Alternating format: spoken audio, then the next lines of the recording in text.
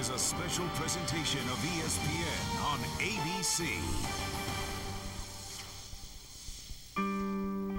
The quiet rolling hills of the rural town of Watkins Glen would be the last place you would expect to find a lush history of open-wheel racing.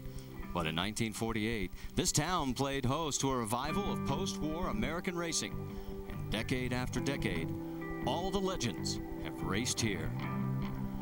Today, the heroes of IndyCar honor that tradition, each looking to make their mark in the tiny village of Watkins Glen, to place their name alongside the greatest who have ever raced in open-wheel competition at Watkins Glen.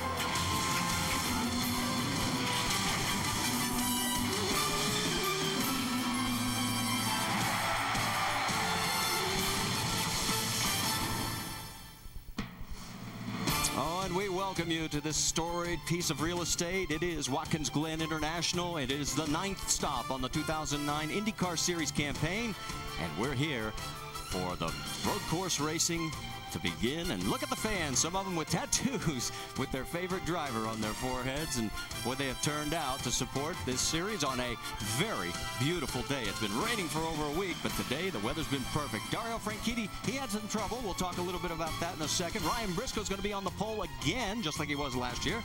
And Helio Castroneves, just like last year, is going to have to fight his way from further back in the field. And there is the only 3-time winner in the IRL here at Watkins Glen. That is Scott Dixon. So as we take a look at this beautiful skyline and the elevation changes, let's talk a little bit about the history of this storied palace of motorsports, the famed 3.37-mile layout at Watkins Glen. In the early days, in 1948, it was first raced on the village streets. That is until 1956, when a 2.3-mile permanent road course opened. Of course, it has been expanded many times.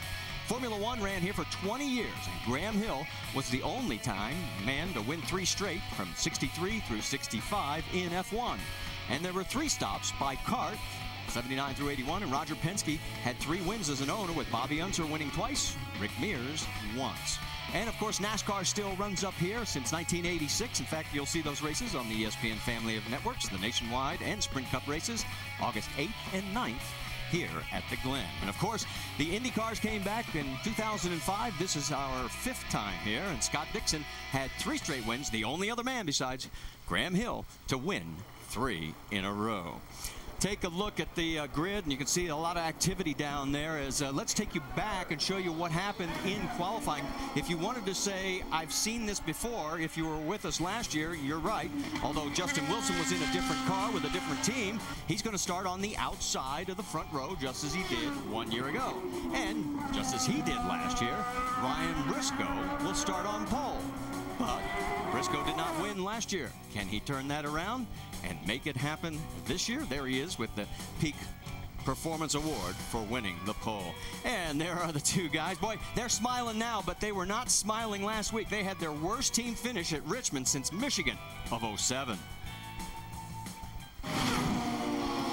We're going to be racing on a Saturday night in Virginia. There he is. Ryan Briscoe crashes here at Richmond. Oh, we got a caution. Helio's in the fence. Team Penske is not having a good day at all. Team Penske looking to bounce back here today at Watkins Glen, but they have 2 uniquely different challenges this afternoon. Helio Castroneves will start 13th, Ryan Briscoe on the pole. Helio coming from mid-pack. What's the most difficult or dangerous aspect of that challenge? Certainly is a nice way to put it, you know, different, unique challenge. And well, obviously we had a little issues on the qualifying, but we feel that we have a very strong car. And again, I mean, we're gonna hopefully this is a place, a very fast place, a very fun place, but it's also very difficult to pass as well. So we're gonna have to have help from everything here, especially from the crew and the pit stop and strategy, to make sure we can do it. But we trust, we know we have a good team, and we're capable to do that. Now, this is the 5th IndyCar Series race here at Watkins Glen. Team Penske has been on the pole for all 5 of those events, but has yet to win it. Ryan, what makes this race so difficult to win? Scott Dixon. I don't know. It seems to have been in the past, but hopefully we're going to change that today. Yeah, Scott Dixon has won 3 of the 4 races, but maybe it'll be a different red and white car here today. Team Penske with Ryan Briscoe and Helio Castroneves. Marty? I think that might also be a little dig to last year when Scott Dixon spun out right in front of Ryan Briscoe and took both of them out of the race. Take a look at the points. Look at how close the margin is. After the last 6 races, the points lead has been 5 or less. That's the only time in league history the margin has been that small for that many consecutive races. Well, we talked about Team Penske. How about those two from Target Chip Ganassi Racing? They are 1 and 2 in the points. They have 5 wins between them. They're on a roll. Dario Franchitti winning here at Iowa. Checker flag. Great job, man. Great job. Ganassi domination. That's what we've seen here at Richmond. Scott Dixon wins his 3rd race of the season.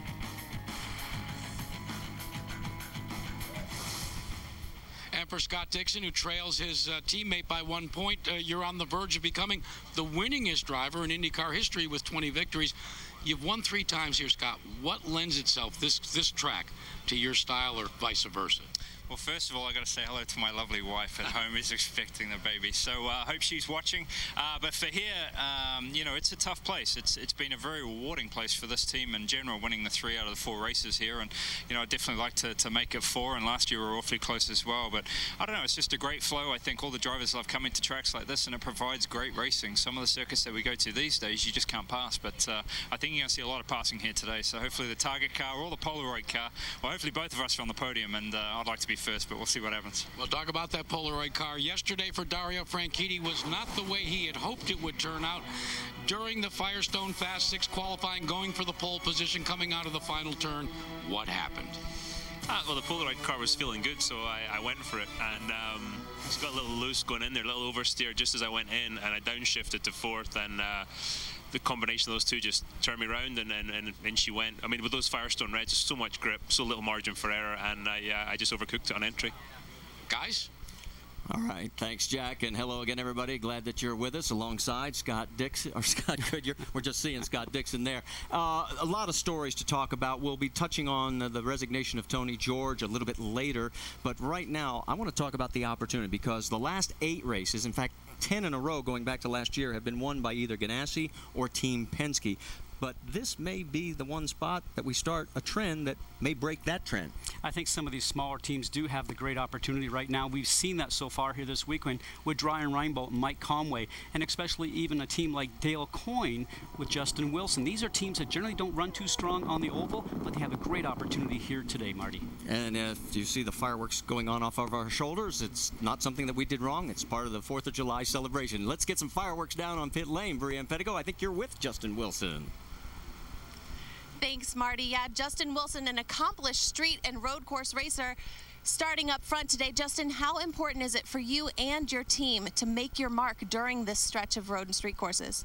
Obviously, it's very important. We've had some really difficult times on the ovals, and we've been making improvements, but this is where we feel stronger, and that's where we've put most of our emphasis on this year is the road races and the street circuits. So I'm looking forward to these next 3, and starting on the front row here is great, and just got to thank everyone at Dale Coyne Racing and Z-Line Designs Furniture for giving me the opportunity.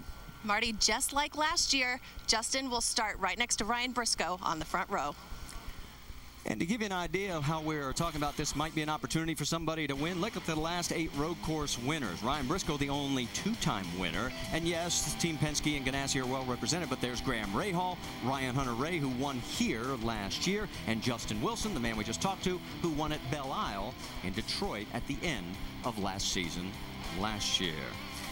Well, stay with us. We've still got a lot to talk about. There's Mario Moraes. He is going to be starting fourth. Could he add his name to that first win list here at Watkins Glen? Graham Rahal qualified fifth, but he was underweight, penalized 10 spots. He's going to start 15th. More on that a little bit later. And Danica Patrick, could she get her first road course win? She's going to start 7th today here at Watkins Glen. And as we get ready for break, we want to send a special shout out to all of our men and women in the armed forces, wherever you are serving. This weekend is especially for you. You make it happen for us. ESPN's coverage of the IndyCar Series at Watkins Glen on ABC, brought to you by Apex Brazil, the Brazilian Trade and Investment Promotion Agency, and Honda, the engine supplier for the IndyCar Series.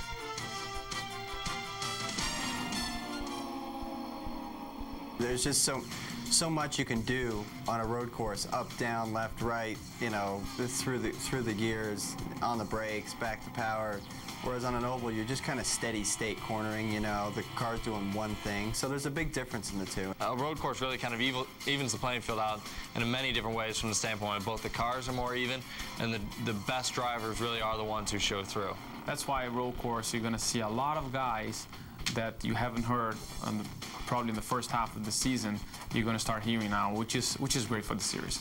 The ovals end up being more of an engineering exercise. In the road courses, especially street circuits, you have a bigger window to work with on setup, and it's more up to the driver. And, of course, that's Ryan Hunter-Reay from just a few moments ago as the guys are already getting ready into the car. He should know what he speaks. He made his mark, winning his first race ever in the series right here last year. Today, Ryan Hunter-Reay has a chance to win at one of the most historic venues. It's Darren Manning and Ryan Hunter-Reay, both looking for their first IndyCar wins. And Ryan Hunter-Reay makes quick work and takes the lead. It'll be the first IndyCar Series win for Ryan Hunter-Reay at the Glen. That's my boy. Good job, Ryan. Good job. A winner just a year ago at this event, Ryan Hunter-Reay, and interestingly enough, he's driving the car today that finished second in this race last year, but driving for A.J. Foyt Racing, just your third event with this team. How has the transition been for you?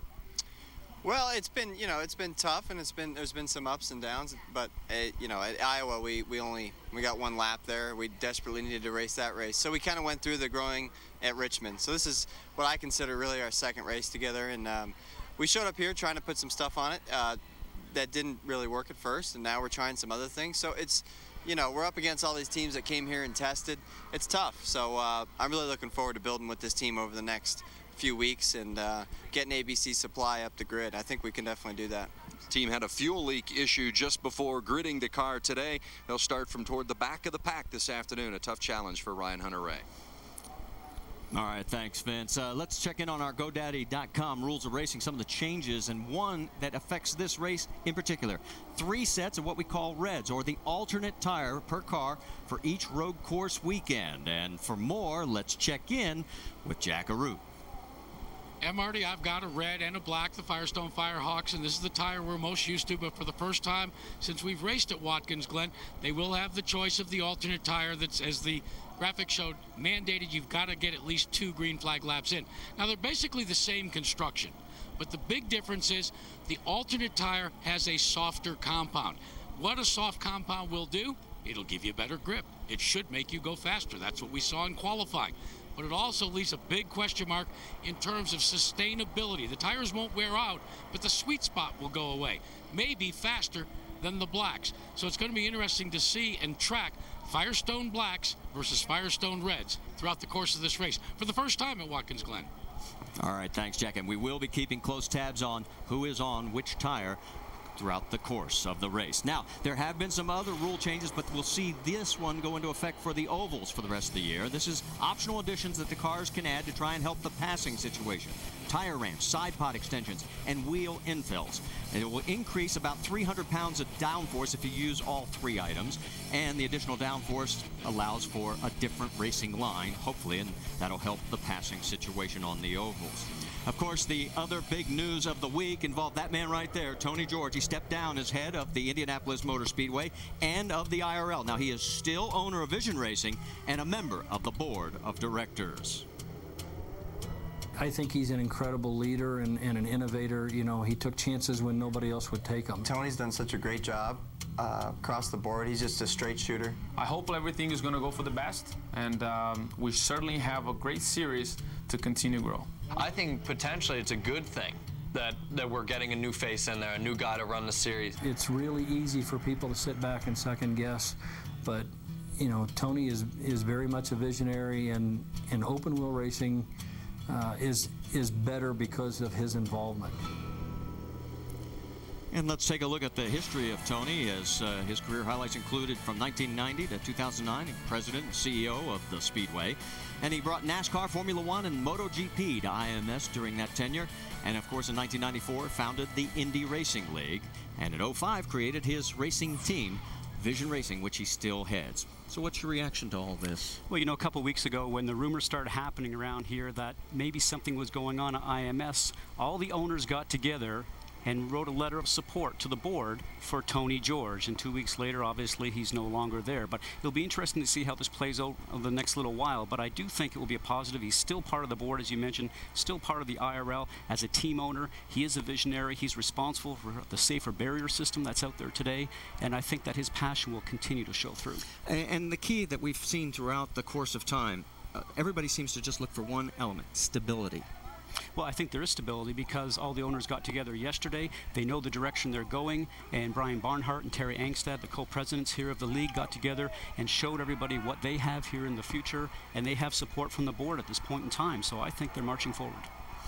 So as far as the future of the Indy Racing League, only time will certainly tell, but if you talk to the people involved, they are interested and excited about what possibly could change in the future and see what will happen down the road as this situation continues to evolve here in the IndyCar Series.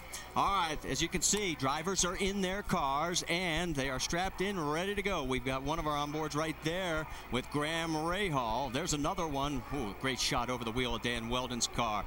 It is time for us to go trackside, and let's get this show underway. Our 5th run here at Watkins Glen. Watkins Glen International race fans, are you ready? It's time for those most famous words in motorsports. Please welcome back head football coach of the Buffalo Bulls, Turner Gill, as he gives the command. Drivers, start your engines!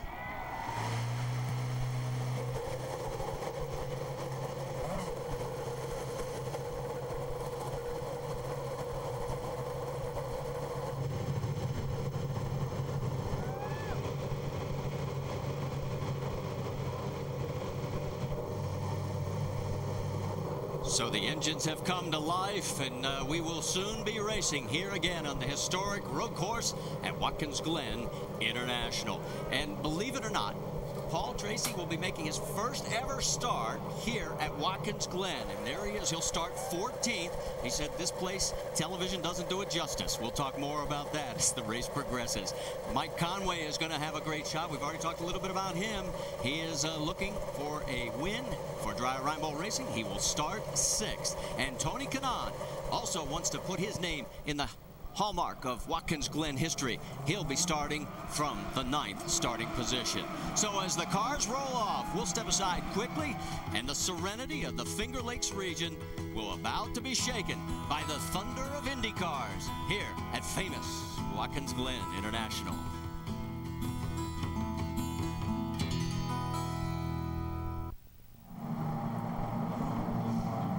Back here at Watkins Glen International, the car's on the first of 2 pace laps. Let's give you an idea of what the 3.37-mile road course of Watkins Glen really looks like. One of the great race circuits here in this country in upstate New York. The favorite for a lot of drivers, Marty.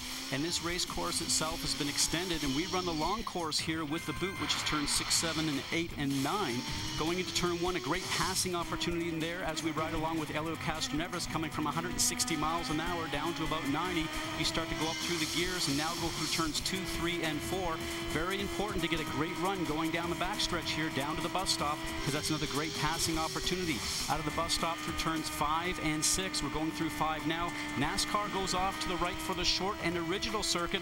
We go downhill into turn 6 here into the boot. A very difficult turn because it's off camber and it's blind and very slippery for the drivers. Another great passing opportunity in turn 8, and it's very bumpy here, but you got to get back on the power to carry speed up to 9. In this section, we've seen trouble before with Marco Andretti and Eddie Cheever. Turn 9, I always found, is the most difficult turn here. You come up the hill, the car is very light when you come off the brakes. You're trying to get on the gas to get this run through turns 10 and 11. And 10, you can carry speed through here, probably over 3.5 Gs. Negotiating a little traffic right now, Helio Castroneves is. Here is turn 11, where Dario Franchitti crashed last year. There again, important to get onto this front stretch to get a run going down here towards turn 1 for a draft and a passing opportunity. And it was done in under 1:29 seconds by our pole sitter, Ryan Briscoe. Take a look at the starting grid across the top. We'll make one note again. Graham Rahal was originally scheduled to start 5th. He was underweight, penalized 10 positions. Everybody else moves up. He moves back to the 15th starting position. And who's going to be starting on the red optional tires? Well, there's only 2 starting on the primaries. Robert Dornbos and Ryan Hunter-Reay, the defending event winner. Everybody else on the alternates. Take a quick look at our 6 onboard cameras. There's one of them with Dan Weldon. From left to right, you've got Graham Rahal, Elio, Dan Weldon, Danica Patrick, EJ Vizo, and Ed Carpenter. Let's check in quickly from pit lane one more time. Go around the horn with Brianne Pettigo. You're up. Marty, for KV Racing and Mario Moraes, this could be their best chance yet for a victory. Not only is it Mario's best career qualifying effort, it's the team's best start here at the Glen. And Moraes won't be alone out on the racetrack today. The always exciting Paul Tracy will be his wingman. So KV Racing, definitely a team to keep your eye on today. Vince? One of the real bright spots of the weekend has been Dreyer and Reinbold driver Mike Conway. Conway, the rookie, has been among the fastest here all weekend, a rare position for someone whose average finish is 18th. Conway with 5 DNFs in 8 races. Of course, finishing is most important, but he says he's got a top 5 caliber car, and he expects a top 5 caliber finish. Jackaroo? Vince, as I said, first time they're using the alternate tires here at Watkins Glen. In the first 2 road races, they didn't come into play on race day. Could be different here because of practice earlier today when guys went a full fuel stint with tires that were the alternate red design. If you have that situation today, 2 guys may have an advantage, Helio Castroneves and Justin Wilson, because, fellas, they both have 2 brand new sets of sticker reds. The other teams only have 1. And Jack, as you finish up, they're coming through the final turn as we get ready to go for 60 laps, 204 miles here at the Glen, and this race is green.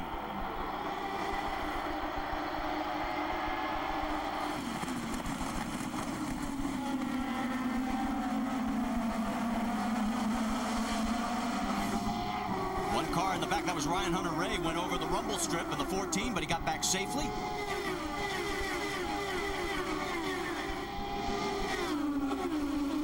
Front row, and look at this. Justin Wilson wants to look on the outside, but Ryan Briscoe keeps the inside line all the way down there. Whoa, and was there contact? Yes. It looks like Ryan Hunter-Reay, our defending event winner, is got a damaged left front corner. Very reminiscent, Marty, of last year when Dan Weldon ended up getting hit going down that backstretch. Just a lot of cars in a small space there. No full course caution at this point. We are still racing. So it is Briscoe in front of Justin Wilson. Then it looks like Mario Moraes is right there in 3rd. There's the 26 of Marco Andretti a little bit further back. Whoa, dropping a couple of wheels off. You keep doing that too many times, you'll catch it. Justin Wilson is a man with a mission right now. You can see how hard he's driving that car because he knows that if he lets Ryan Briscoe in the Penske car up front, the number 6 machine, get away just a little bit, he'll have a tough time catching him. Take a look at the action further back. That's Danica Patrick with Paul Tracy all over her. Tracy cannot get underneath her and has to fall back into line. coming up for the end of lap number 1. And it looks like our pole sitter, Ryan Briscoe, is going to pick up where he started last year on point and lead lap number 1. Justin Wilson will be second, Mariah's third, Scott Dixon fourth, and Mike Conway rounding out your top 5. Now, Marty, as Jack reported, a lot of these drivers ran the reds this morning and feel they'll get a full fuel load out of these tires, 20 laps. But under race conditions, it's different right now as Justin Wilson looks like he wants to make a draft, and he's going to get it. Sneak down the inside, a bit of a blocking line there by Briscoe. And they were warned about making your line and sticking to it in the driver's meeting. Briscoe maintains the lead. And I think what we're seeing right now is Briscoe gets through the turns just a little bit quicker than Justin Wilson. Justin's got more speed down the straightaway. Maybe Ryan has a little bit more downforce on his car, which allows him to get through the turns, and then Justin is able to get going down the straightaway a little bit quicker with less downforce. Down into the toe of the boot. You climb up through turn 7 there and head for turn 8. Very bumpy section, as you mentioned when we were doing the track map. Then you crest this hill and hard on the brakes. As there you see Ryan Hunter-Reay getting into the safety vehicle. He has made it to a safe area up at the bus stop chicane. So for Ryan Hunter-Reay, it looks like this is now 2 of his first 3 races where he will be out on the first lap. Not the way he wanted this to start. And especially with a team that needs some engineering help and some assistance to get the car going faster. Ryan Hunter-Reay was working on trying to assist them with that, but now no track time and no information to go off of. Coming down to complete lap number 2, it is still Ryan Briscoe out in front. Remember now, he led the majority of laps here last year, only to get swept up in that late incident when Scott Dixon spun out. There's Dixon in 4th. Let's go back and take a look and see if we can see what happened to Ryan Hunter-Reay. The car's all fan out there, and there's a lot of cars going around here in circles. The driver from Matos just ended up going around doing a 360. He continued, I gather. We'll watch here from Ed Carpenter's car. He sees it all, and this is a very difficult situation, Marty, because you're just driving into the smoke, as we saw right there with Ed Carpenter, but he was able to continue. And we still remain green, as we mentioned. That was only a local yellow, and as you can see, it is now a wider margin for our race leaders. We zero in on Mario Marias as the youngster trying to pick up his first IndyCar win. Very strong car, very confident when we spoke to him yesterday. Just because of the test here, he came here knowing what the car wanted, and he said, it's very strange for me because I have a driver like Paul Tracy as my teammate, and I'm giving him assistance because I've been here before. Paul Tracy, as you mentioned, has never been to this racetrack before. Well, we're going to go side by side so that you won't miss anything here on the track. As you saw, the top 5 across the screen. So Ryan Briscoe has now led in 7 of the 9 races this year.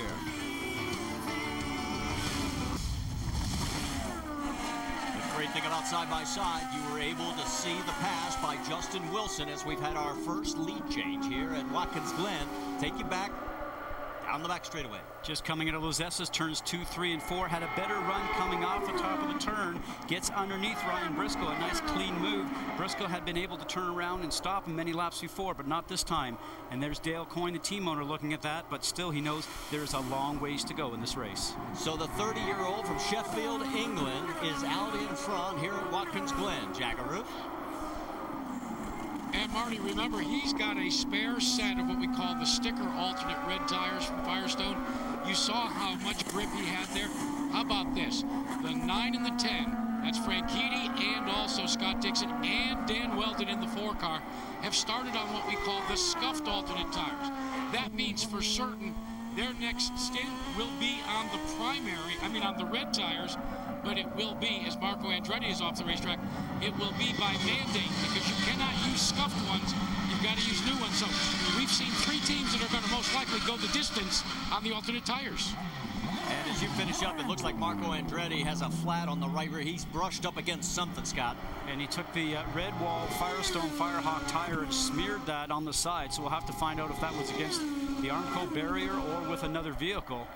But right now he'll hobble back to the pit lane and get that tire change, certainly to go down 1 lap. So for Marco Andretti, a tough break. For Justin Wilson, it is a great break.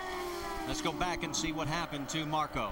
And going into the turn, 2 cars at the same time, EJ Vizo tries to dive on the inside of Marco Andretti. Some contact. And watch this. He'll dive in the inside. A little bit of a blocking line by Marco. Viso has no way of making the turn. I'm not sure what he was thinking there. His wing again turns around and clips Marco Andretti. Remember, E.J. Viso did this a year ago with Vitor Meira and took Vitor out of the race at the very same place. Yes, it was at the very same spot, and there is Viso still out there. As you see Marco sliding in. Marco finished 5th here the last 2 years, and his first year, of course, he had that incident with Eddie Cheever where he ended up 16th in his first race there. Jack? Well, Marco Andretti was under the tire. It was a right rear that went flat after that contact with E.J. Viso. Very frustrated the team is right now because they had done a lot of practice, guys. They went a full stint with the alternate tires, and we're going to use them for their advantage in this first half of the race. Yeah, you're right, Jack. I remember you pointing that out to us because that was the big question mark. How long would they go? And everybody realized, hey, these things will last. So while we watch Justin Wilson continue his march to what could be another win in the IndyCar Series, Brianne Pettigo is caught up with last year's winner here at the Glen. That's right, Marty. You caught up with Ryan Hunter-Reay. Just finished discussing the situation with AJ. What happened out there? I don't know. Everybody just stopped. We were all in 5th gear, 6th gear up at the top of the hill, and I don't know what happened. Some accordion effect. I was right under Mato's gearbox getting ready to pop on him, and everybody just stopped, and I just all ran into each other. Are you confident that the fuel leak issue you had before you gridded the car had nothing to do with this? Oh no, this is just a bunch of cars racing in the back of the pack. I mean, it's you know, we're a victim of kind of circumstance of where we kind of started, so it's unfortunate, but this is just bad luck. I mean, there's nothing more than that. It was fine. Everything was fine. So I think bad luck says it all, Marty. Tough break for Ryan Hunter-Reay. As we mentioned, it is the 2nd time in 3 races he has gone out on the first lap since joining AJ Foyt Racing. Take a look. As you can see, there's Marco Andretti, who is, had that pit stop because of the contact he had with E.J. Viso. He is now in the thick of the battle, trying to stay on that lap, but boy, Justin Wilson wants around it. They'd like to get around it, but obviously Marco's on fresh tires. And this poor kid could not buy a break. All the talent in the world, but in a situation like that, that was out of his control and just got taken out. Well, and the key here is he's trying to keep from going 1 lap down. And look at, here comes Briscoe. This could be 3 wide down the backstretch. Who is going to go into the corner first at the bus stop? It's still Marco. Oh, I didn't think Justin was going to make it there because he carried so much speed into it, but he definitely wants around. He sticks his nose on the inside to let Marco say, hey, you know what? You're on the outside, dude. I need to get through here. But Marco right now is almost going wheel to wheel with him. And Andretti finally gives up the corner and goes 1 lap down, and Briscoe gets around him at the same time to keep the battle for the lead that close.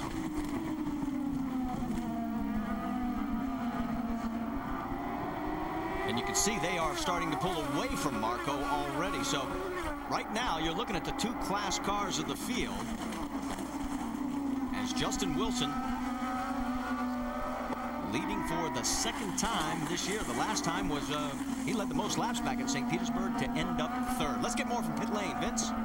Well, Ryan Briscoe told me before the race today he absolutely loves this racetrack. He says it's fast and it's racy, and we just saw exactly what he was talking about as he and Justin Wilson both went past Marco Andretti, and then actually Briscoe was trying to challenge Justin Wilson. That's why these drivers love this road course layout, because it's fast as you see them going into turn 1, and there are places to overtake, and we're going to see more of that today. And Ryan Briscoe believes he's got a car that can still get around Justin Wilson. It's still early, guys. And an early pit stop for Graham Rahal. Now, Jack, the little strategy here? Well, no, actually, they're going to add fuel, so that says to me, and I asked JT about it, they're trying to pack this thing full of fuel. You know what that means, Scott Goodyear? They're going out of sequence. Meanwhile, his teammate Robert Dornbos has come in to get the Firestone Reds off and put the Firestone Blacks on. So Graham Rahal trying to go out of sequence to possibly gain track position. If a yellow were to come out, he would obviously be able to go several laps more. We're working lap 8 of 60. So he has 8 laps in hand, and whoa, Mario Moraes tried to take a look underneath Marco Andretti. Marco's having none of it. And Moraes right now will get very frustrated. You see him driving off the track there because he knows that first and second place is starting to stretch away from him. He knows that Andretti is a lap down, so in his helmet he's saying, why will he not let me get through right now? But for Mario Moraes, he has to have patience. He has to time it correctly, get a run down this front stretch to draft into turn 1 and not have any confrontation. Well, the reason may be Marco still remembers the speedway. Yes. These two got together in turn 1, if you remember, on the very first lap, and each pointed the finger at the other. And so there's not a lot of love lost between these two. And we can tell you an update on Dornbos. Robert came in because he needed a front wing adjustment as well. For more, let's check in again with Jack Arute. Well, Marty, it was by choice because they had actually thought they had gotten into this with the Ryan Hunter-Ray altercation, and it didn't seem to hurt the performance of the car. But by design, they wanted to come in and get those black tires off the Firestone, put the Firestone blacks on the primary tire. So they decided to change the wing. Believe it or not, the way things are in IndyCar today, you can change this wing and change 4 Firestones and not miss a beat. Great update, Jack. Thanks. And so now you're updated on Robert Dornbos' situation. And meanwhile, the leaders continue to pull away from third place, Mario Moraes. The 20-year-old has got his hands full with another young driver named Marco Andretti, who's a lap down. There's your top 5. We'll be back with more after this message from our ABC stations.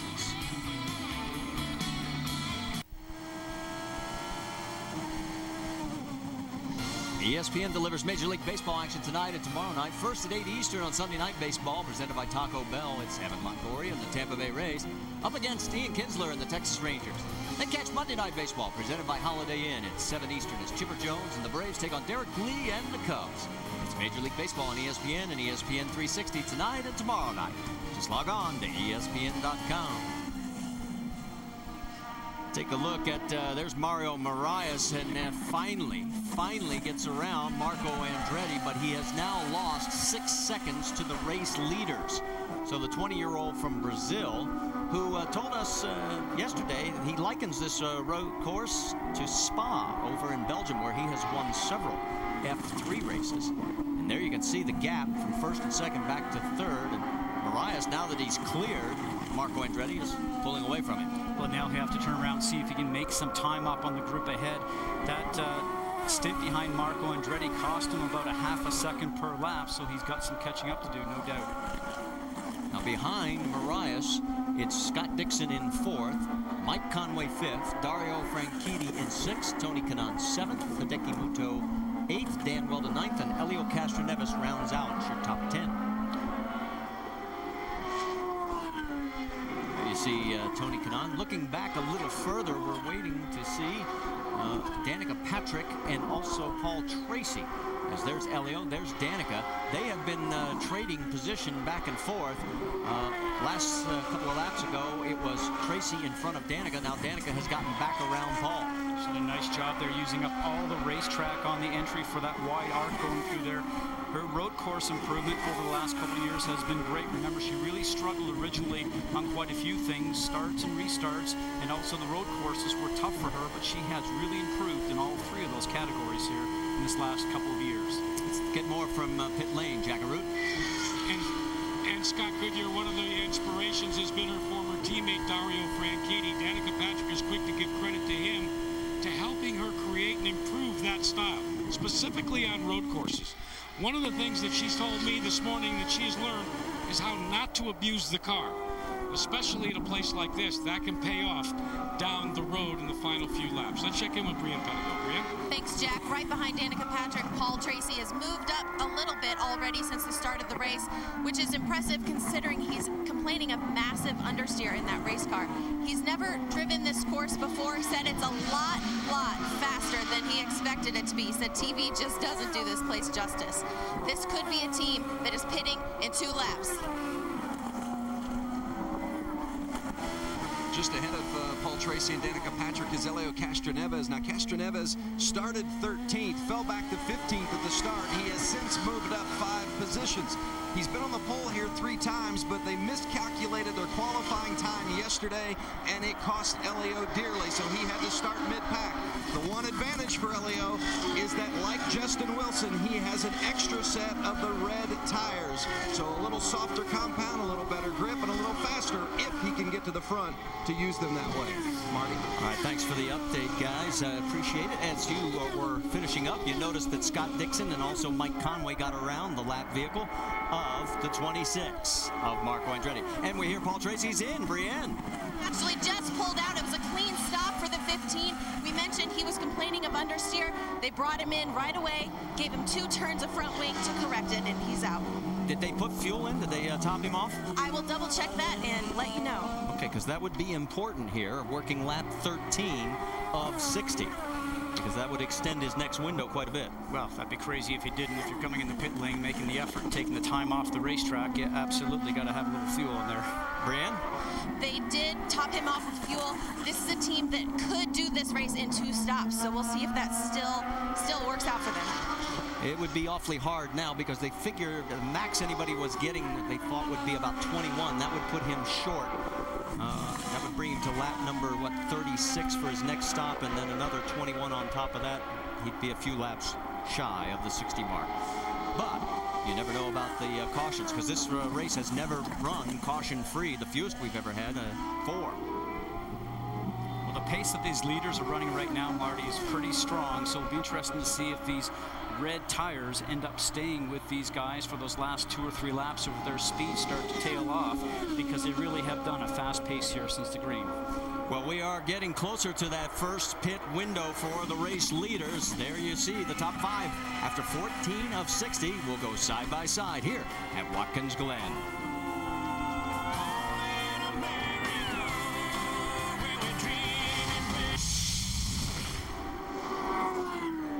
Back here at Watkins Glen International, you saw on side-by-side Hideki Muto peeled off from 10th place, taking another set of reds, the softer compound. We're waiting to find out what's going to happen with our 2 race leaders. It is Justin Wilson by about a second ahead of Ryan Briscoe, right there in the number 6 for Team Penske. Mario Moraes is 7 seconds back in 3rd position. Scott Dixon, Mike Conway round out the top 5.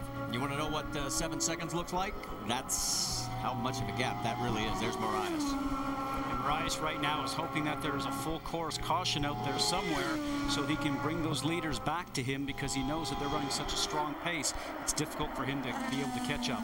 Milka Duno, who had a crash in the morning warm-up, she's in the 23 as both the race leaders get past her safely. And remember, this is a road course, so we do not have spotters around here, so it's back to the old-fashioned method of looking in the mirrors. And Tony Kanaan now hopping on the inside of Dario Franchitti. A nice, clean move. So, take Tony Kanaan, move him up to 6, bump Franchitti back, and look at Helio Castroneves trying to give a mirror full to Dan Weldon. And Marty, this is why drivers love this racetrack, because you can't be great in all turns. Out of the 11 turns, your car might be great in 3. It might be sort of a compromise in a couple more, and the other 2 or 3, you might have to fight it. So it really becomes a cat and mouse game out there for all the drivers, and that's what they love this about. All right, right now we are working lap number 17 of 60, and we are getting oh so close to the pit window. And the question is, when does the race leader peel off? Well, it will not be this lap, because the 18 of Justin Wilson streaks on past the pit lane entrance, and so does Ryan Briscoe. It's going to be a question of who blinks first. Well, in the theory right now, remember they've been running such a strong pace, how much fuel they're using, everybody starts to set up here now, so we'll maybe start to see some of this happening. But in theory, you want to get to lap 20 for the first stop, lap 40 for the second, and make it a 2-stop race, but looking difficult at the pace they're running now. And let me ask you something. 2 pace laps we have to add into this equation. Can you still go 20 laps? And here comes Dan Weldon into pit lane. So he has peeled off. And Vince, it's all yours. Dan Weldon started the race on scuffed reds. They're putting on sticker reds on this stop. Weldon has been moving up through the field nicely, likes the car, no chassis adjustments for the National Guard to Lara. Well, it says a lot for this softer compound. We've seen 2 tire changes, Hideki Muto and now Dan Weldon, and they went from red to red. We thought we might see some teams go from red to black and then back to the reds on that last stop. So obviously they want that extra grip. Well, the leaders right now are only running times of maybe 0.3 of a second slower than their fastest time they've run so far in the race. So those tires have not gone off the sweet spot, as we like to call it, very much whatsoever. That was turn 9, heading now for turn number 10. And it is still a 2-car race, at least up front for the lead. Will Justin Wilson peel off this lap? Yes, it looks like he is going to commit. So Wilson blinks first here on lap 18. Brienne? Justin Wilson pulling into his pit box as scheduled. They will take off the red tires, exchange them for the black Firestones. Fuel, no changes for this car. They were 1 lap shy of that 20-lap optimum window, but they think Justin gets excellent fuel economy in the 18. Well, and it'll be interesting to see what happens now with his lap times, because he is now back on the black, harder compound, and he still has 1 more set of reds to go to. Here comes Danica Patrick and Elio. Jack, it's all yours. A nice wide open entry for Danica Patrick as she goes to work. And the key here is they are going to go to the black Firestone tires and a wing adjustment. Vince Evans just leaving the pit lane. He took off the reds, put on the blacks. Elio had moved from 15th. He was running down 15th up to 10th before that stop. And this is more of the strategy we thought we would see, where teams would go from the reds to the black, and then they have that option to go back to the reds on that last stop. And if the track gets so much rubber on it at the very end, sometimes you worry that those softer compound tires might be too soft for the amount of rubber that's on the racetrack, but that's going to have to be a driver decision when they come up to that final stop. Well, right now, Ryan Briscoe's got to be feeling pretty good, because, the 98 of Richard Antonucci, and the wheel is off, and he had been one of our biggest movers, and now a full course caution as the light comes out. Now, he's not going to be able to make the stop, is he? Unless he has to make sure that he comes in when the pits are open. I'm not sure if they were or not. If the pits were closed when he entered in, he'll drive through. Well, and he may need fuel, and you are allowed to come in to get fuel only. Vince, is that the case? Just enough. Remember, this is what got Dario Franchitti just last week. In this scenario, it's a long ways around this racetrack. Well, he still gets out in front of Marias, which would keep him as the race leader. Now, the race control is saying that the 5 is the leader, but we'll have to wait and see how this shakes out. It is going to tighten up the field. Antonucci had picked up about 7 spots. He had gotten from 20th up to 13th when he pitted, and he had something go wrong on the car. It was his first ride here with the Team 3G, and that's why we have our first caution of the day, as we are at lap number 20 of 60. Everybody will be in cruise mode if they've not pitted, simply from the fact for a guy like Mario Marias right now, he'll have it in a tall gear and have the fuel setting set to caution, so he's not using much fuel at all, so he hopefully doesn't have to come in for a splash of fuel, much like Ryan Briscoe did. And there is Antonucci. He is the nephew of Eddie Cheever and a graduate of the Indy Lights program, and can't exactly tell what happened there. That is down at the turn 1 section of the racetrack here at the Glen.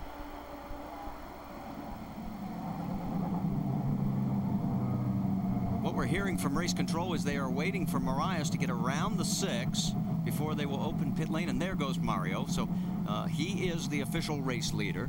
Briscoe will be shown in 2nd, but of course he still now has to make his stop, which will put him back further in the lineup once he's done this, and allow the guys that have already pitted, like Justin Wilson, to go up towards the front of the queue. Well, and Dixon needs to pit, Marias needs to pit, Kanaan and Franchitti also need to make stops. And that could leave Justin Wilson cycling through as your race leader if it all pans out that way. And for Justin, the nice thing for him right now is he's going to have a lot of cars in between him and his competitor for those first portion of the race, Ryan Briscoe, and that's exactly what he'll want, and hopefully he can stretch a lead out when it comes back to being green. There is Elio Castroneves. He is shown in 10th place right now.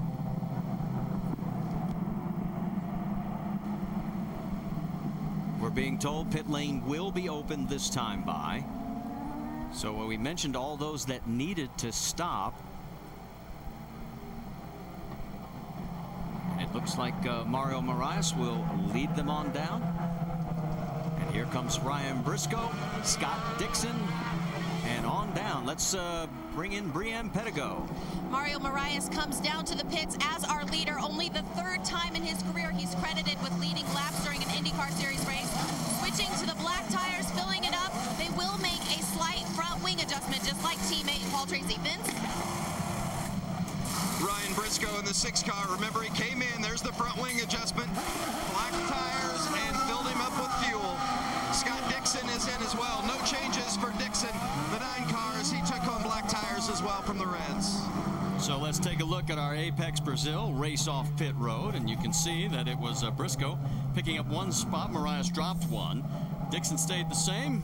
Franchitti and Kanaan switched positions. So we'll go side by side here as we are under our first caution here at the Glen. Completed 20 of 60 laps. Let the beat rock. Back here at Watkins Glen, we're under our first caution. Let's talk about the motorsports calendar. NASCAR Now, presented by the Home Depot, will be 5 Eastern Monday on ESPN2. And then the Nationwide Series at Chicago, qualifying 3 Eastern Friday, and the Series race at 7:30 Eastern Friday on ESPN. And then the IndyCar Series will be at Toronto at 1 Eastern next Sunday on ABC, and the Mopar Mile High Nationals for the NHRA, 7 Eastern next Sunday on ESPN2. Stay with us. We'll take a quick break. We'll be back with more and the restart after this message from our ABC stations. Come on, rise and win.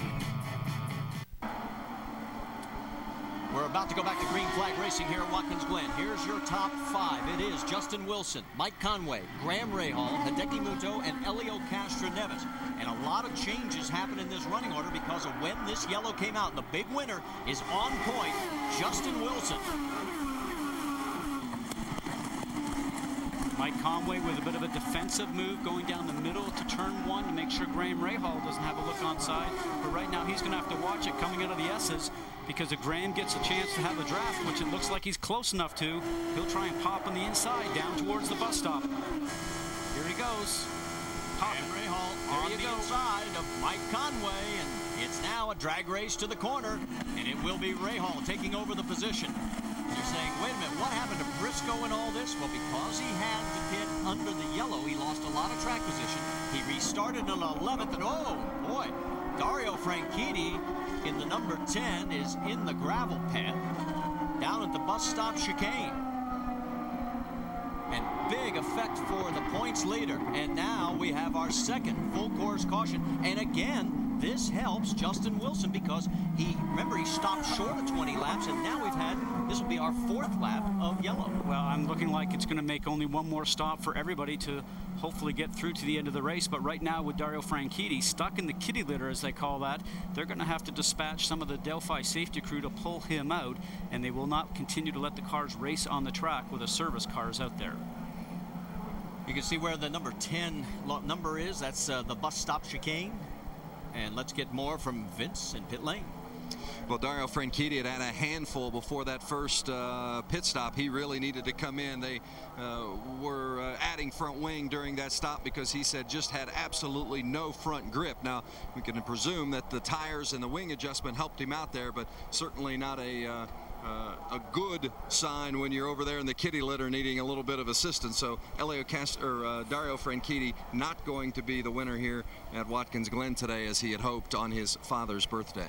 All right, thanks, Vince. Let's go back and take a look at this and see exactly what happened. Trying to go on the inside of Ed Carpenter when there really wasn't room. Ed had to turn. Well, there was also action in front of him. That was KV Racing. That's KV, yes. So why did he get off there? You know, he's gone from the red tires to the black tires, the standard tires. Now here's a different situation. Ed Carpenter on his way through. Oh, that's Tracy. And just got his old front steering turned out there. I mean, poor Ed Carpenter, he was in a scenario where he was in the right correction. What was that, Tracy, or was it Marias? I did not see the car number on that. We're going to double check that. Was it the 5 or was it the 15? It's still a mystery with Franchitti behind that. And now we're being told it was Mario Marias. It was the 5 car, so that is a big blow for his chances in this race because he hit hard. We're going to go side by side as we're under our second caution here at Watkins Glen International.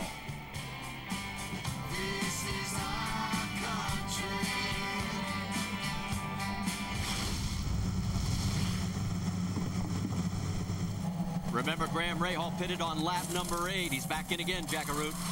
And Graham Rahal is going to the Firestone black tires. And he's on his way. Marco Andretti also pulling onto pit road, trying to take advantage of this, as is Ed Carpenter back in. And guys, that erases the fuel strategy that TZ and Graham Rahal were trying to use. Now they're back in sequence. Okay, and there goes Dario Franchitti, and Vince, he's heading your way. Dario Franchitti's going to take on tires and fuel, of course. They don't believe there's any other significant damage to the car that's going to need tended to. And at this point, the focus is getting on those fresh tires, getting the car full of fuel, and going to get their lap back. Now, he is 1 lap down, Dario Franchitti is, in 19th position. And Mario Marias, we thought would have to pit. I mean, the way that car flew through the air, I would have sworn that he would have needed a pit stop, but he has stayed out. When he dove on the inside of Ed Carpenter, really had no chance of making that turn. And we talked earlier in the show about him having some patience, and that certainly wasn't a driver that was thinking very much or using patience. He's got a long way to go in this race yet, and a great race car. Brienne, you've got more on Mario? Yeah, Marty, I just spoke to the team. They were concerned that there initially may have been a flat tire, but looking at the data, it was holding the pressure just fine. Mario said the car is pulling a little bit to the left, but that's their only concern. They had everybody laid out for a pit stop if they needed to bring him in for service. They determined the car so far, so good. Well, I'll tell you what, tell the crew they built a bucking Bronco because it is still in one piece, but I don't know how. Well, and I think he won't notice if there's anything wrong until he really gets up to speed. And if he turned around and now has some left front damage and maybe just even a little bit of camber damage, he will certainly notice that when he tries to really push that car through the turns. Marias is shown in 10th position. Ryan Briscoe is in 9th, and now we're being told that there will be a drive-through penalty for Mario Marias for that incident. So obviously race officials did not like his aggressiveness heading into that bus stop chicane. Well, like I said, he had no chance of making that turn. I'm not sure he would have made it if Ed Carpenter wasn't there. So once we go back to green flag, he'll have to do the drive-through penalty. Lights are out on the pace car. Let's reset it for you. It is Justin Wilson in front of Mike Conway, then Hideki Muto, Elio Castroneves, Dan Weldon in 5th, Danica Patrick 6th, Mato 7th, Tracy 8th, Briscoe 9th, Marias 10th, and coming out of turn 10, heading for 11, Justin Wilson back on the gas, and we've now had 5 laps of caution, and he should be good enough to make this in one more stop. It could be Justin Wilson's day. A great restart, got on the gas, even surprised Mike Conway just a little bit. He needed to do that to make some room between him and Mike Conway in 2nd, and you see on the right-hand side, the number 5 car, Mario Marias, doing his drive-through penalty for that infraction there with Ed Carpenter. This will cost him dearly, going through there at 60 miles an hour. Now he can get back up on the racetrack and resume racing speed. He will be the last of 16 cars on the lead lap. 1 lap down in 17th is Milcaduno, and then there's Dario Franchitti and Ed Carpenter also 1 lap down. Through the bus stop chicane, heading down towards the boot, and Justin Wilson trying to open up a little bit more of a gap over Mike Conway. And Conway giving this dad's root beer car a nice ride here. That's what this team has needed and wanted. That team has been growing over the last couple of years. Dreyer Reinbold Racing with Dennis Reinbold and Robbie Buell certainly have been doing a lot of hard work, looking for sponsorship, growing the team, and having an opportunity to bring a driver like Mike Conway.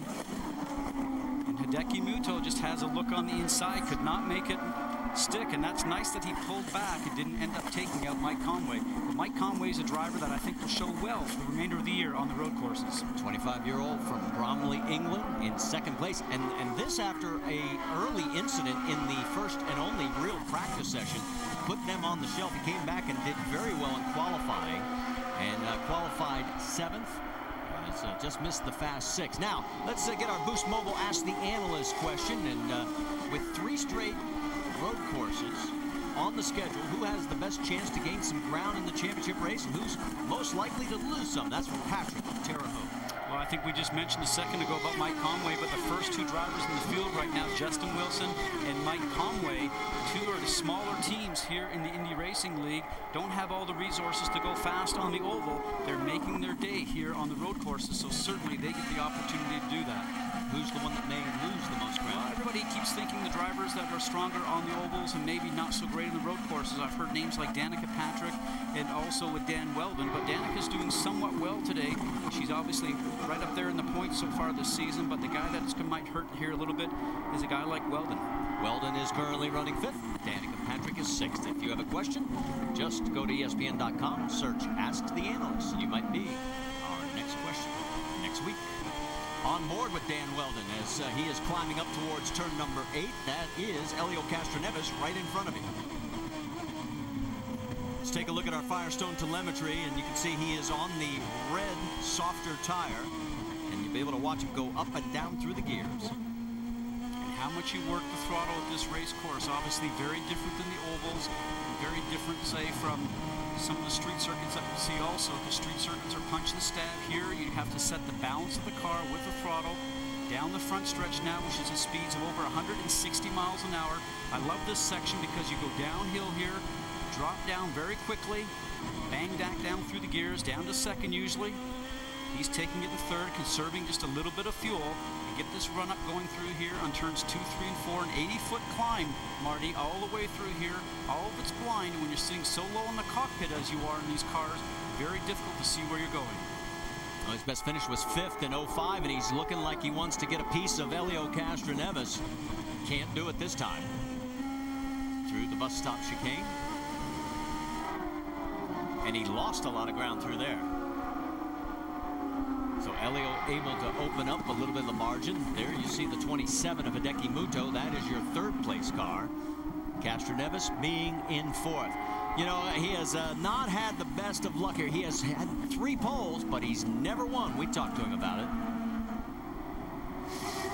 The 2 places so far is not treating me very well. Milwaukee and Watkins Glen. I just don't understand why. And I feel that this place is owe me as well. And hopefully I'll be very happy with a good result. So but certainly we're going to continue working hard to overcome those issues.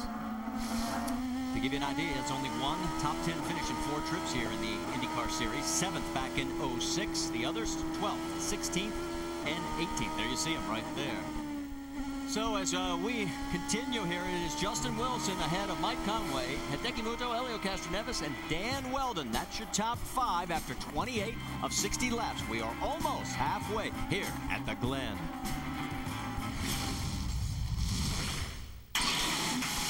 ESPN's coverage of the IndyCar Series at Watkins Glen on ABC. Brought to you by Firestone, the first name in Indy racing, and the Boost Mobile Monthly Unlimited Plan. Some of the old photos from Watkins Glen from 1948 through 52 when they raced on the streets of the village.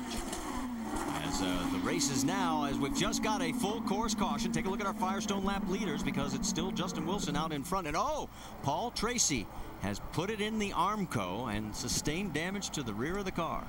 And just before we came back, he was having a great battle with EJ Vizo, and they went side by side into the bus stop that last time around. So we'll have to look back and see if we can find out what happened here. But heavy damage here for Paul Tracy. That is between turns 7 and 8.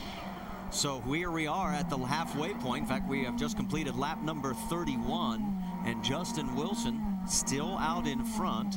And again, more laps, which will put almost everybody, I would think, in that one-stop window. Oh, well, they were there anyways, but here we go with the replay. Getting on the gas just a little bit too soon, very close to what we saw Milka Duno do this morning in practice. You have to use up all the road there on the exit. Here Paul's getting back on the gas. The car's a little bit edgy. He's not over to the left enough to get back on the gas. And EJ Vizo just slides on by. And for Paul. This is a warm-up for his hometown race next week in Toronto, which you'll see on ABC also. He wanted to do very well here to carry some momentum going back to Toronto. And everybody we talked to was stunned that he had never raced here at Watkins Glen in his entire career in any type of car until this weekend. And I mean, I had not either until I came here in an Audi factory car and well into my career. And it's just strange. It's 3 hours really from Toronto, where we're both born and raised, but not sure why we never got here. He did say last night in the hotel, very difficult racetrack, very fast, faster than what he thought. For somebody like Paul Tracy to say it's faster than what he thought, you know this racetrack is very, very quick. Well, still trying to get disconnected from all the wires and everything in the cockpit. There he goes, and you can tell he's okay. And he's headed for a road trip. His mom came in from town to watch this event, and then Jimmy Vasser and Paul are getting driven back to Toronto tonight after this event by Paul's mom, because he has some PR work to do in Toronto starting on Monday. And he said, I'm 40 years old and I'm having a road trip with my mom. It's only 238 miles from the Glen to downtown Toronto. So we are under now our third caution, and we've had 6 laps under the yellow, as we'll step aside one more time and be back with more after this message from our ABC stations.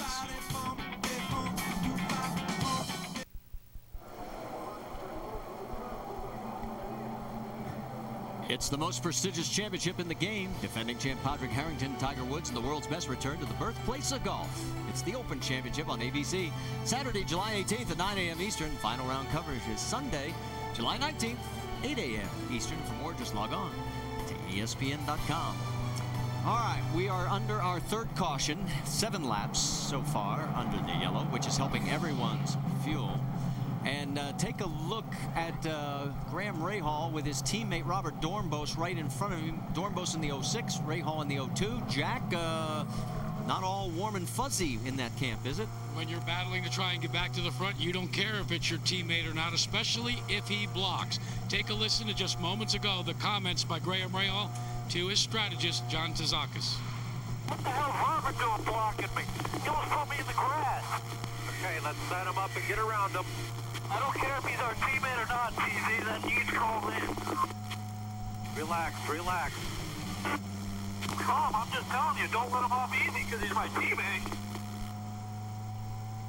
I guess it doesn't matter if you're a teammate. If you block, you're going to incur the wrath of Graham Rahal. What do you think, fellas? Well, you're the driver. Well, he certainly, sometimes a driver expects your teammate to move over for you. We weren't able to see it, so we can't really comment strongly on it. But without a doubt, I know that there will be some comments later on. Actually, here, maybe we're going to have this here. It's going on the inside. This is a gesture to say hello, that I'm your teammate. That's under the pace lap. But just to finish off that thought, there will be a discussion in the transporter after today's race between those two drivers. There's no doubt about that. Okay, I'm looking at the strategies here, and it looks now like everybody that is in contention on the lead lap will be able to do this in one stop, and that's why we have not seen anybody come in this yellow. Everybody has stayed out. Well, there's no doubt when it goes green, it's going to be pedal to the metal, and it's going to be a sprint race to the end. And the guy that has to have a great start, again, is Justin Wilson. He's done that previously. The guy that has to have a better restart is Mike Conway. He has to be on the gearbox of Justin Wilson when he gets his foot down on the pedal back into turns 9 and 10. And let's check in with Vince. Dario Franchitti, remember, he got off track into the kitty litter, so he's a lap down. He comes in trying to pick up a little extra fuel and fresh tires. He's on the sticker reds as he leaves the pit box. All right, thanks for the update. As you said, he's a lap down. So is Ed Carpenter. He came in for a pit stop as well, but no one on the lead lap came in. Back here at historic Watkins Glen International under our third caution for 8 laps of the 60 scheduled that we will run. And if you're just tuning in, we welcome you to the race. It's Marty Reed along with Scott Goodyear down in pit lane. We've got Jack Arute, Brian Pettigo, and Vince Welch. And we have a total of 15 cars on the lead lap, led by that man right there, Justin Wilson. The 24, Mike Conway is second. Hideki Muto is third. Dan Weldon is fourth. We have 3 cars officially out of this race, and we are back to green flag racing here at the Glen. Another great restart by Justin Wilson, and Mike Conway needs to learn. He's got to be on his gearbox coming up out of 9 because he's going to put his foot on the gas and take off. He's done it each and every time. You see our position ticker across the top, and if you're just tuned in, you're saying, what's the red, what's the black? That is the tire compound that these drivers are running. The black is a harder, more durable compound. The red, a little softer, a lot more grip.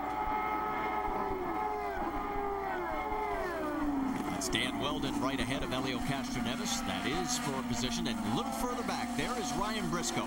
Our pole sitter got caught out when the first full course caution came out, and right behind him is Scott Dixon, the man who has won this race 3 years in a row, and not last year, though, because he and Briscoe got together under caution.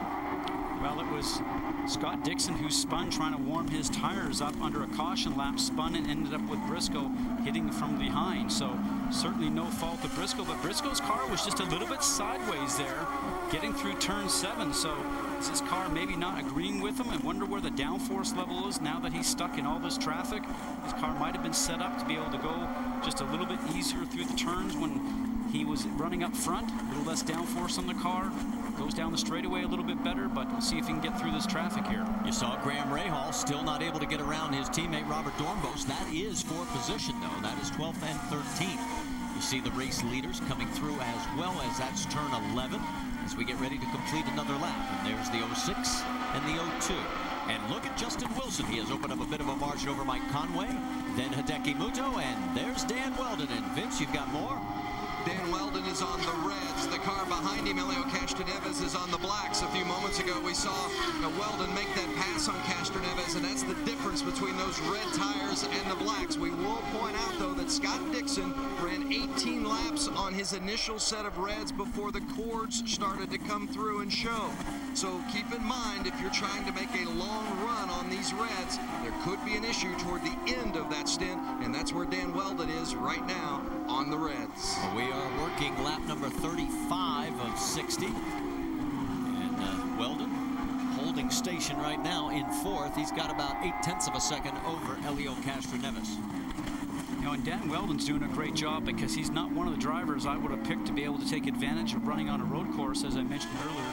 He is with a single-car team with Panther Racing, and he's even admitted in the past that these big cars with the high horsepower is a little bit more than what he was used to driving on road courses before. So credit to Dan Weldon and Panther Racing. They're doing a great job here today.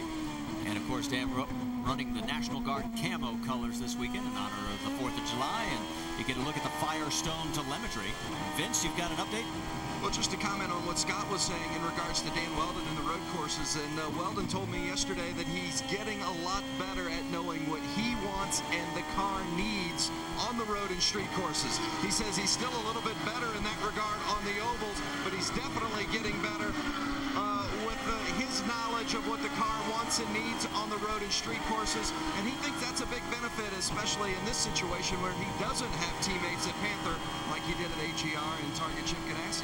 And, of course, his best finish this year was back at the Indianapolis 500 when he came home in 2nd place. He's got a 4th at Iowa and a 5th back at Long Beach, which was the 2nd of 2 street courses. Now, we saw Paul Tracy off course and into the Armco between turns 7 and 8. Brianne Pettigo has caught up with him. Thanks, Marty. Yeah, Paul, a frustrating finish for you. You were running such a great race. What happened? Well, you know, I was just trying to get through the race, and I was hoping that there'd be some yellows and we'd get a good finish, but I ended up being one of the yellows, and disappointed for the Geico team and KV Racing. And I was really just trying to follow Briscoe and follow Dixon, but I think I outdid myself and threw it in the wall. So I was probably a little bit foolish to try to keep up the pace that they were doing with how my car was handling. It was your first time at this racetrack. What were your impressions? Well, it's a good track. I love the track. I love the facility, and the organizers here really greeted me well. Hopefully I'll get a chance to come back next year, but I'm disappointed for the team and for Geico. We wanted to finish, but I made a mistake. Paul Tracy fans can rest assured we'll see him next week in Toronto. And he mentioned the facilities. If you come up here and want to camp, 4th of July weekend's great. Every night at 9:30 they have fireworks, and it's a great show.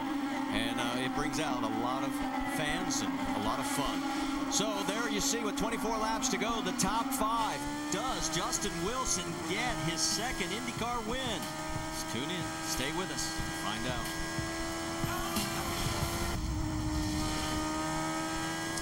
Back here at Watkins Glen, let's get you caught up on the motorsports calendar. NASCAR Now, presented by the Home Depot. We'll be seeing 5 Eastern Monday on ESPN2.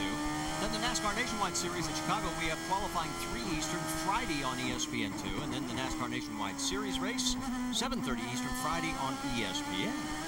And we'll be in Toronto for the IndyCar Series on ABC next Sunday at 1 Eastern. And the Mopar Mile High Nationals, first stop on the Western Swing for the drag racing gang, 7 Eastern next Sunday on ESPN2.